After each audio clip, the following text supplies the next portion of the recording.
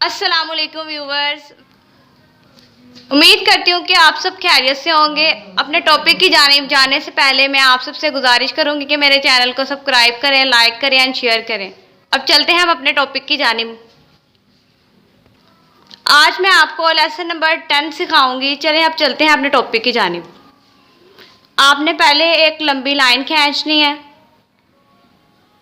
फिर इसकी नीचे से गुलाई करनी है। लाम। अब हमने मीम की मद बनानी है पहले, फिर इसकी लाइन खींचेंगे नीचे की जानिब। अब हम लिखते हैं नून। जैसा कि मैंने आपको बताया था, सीन का पेट लाइन से थोड़ा सा ऊपर और थोड़ा सा नीचे होना चाहिए, वैसे हम नून को लिखेंगे। अब हम डालेंगे उसका नुक्ता। अब हम लिखते हैं वाओ।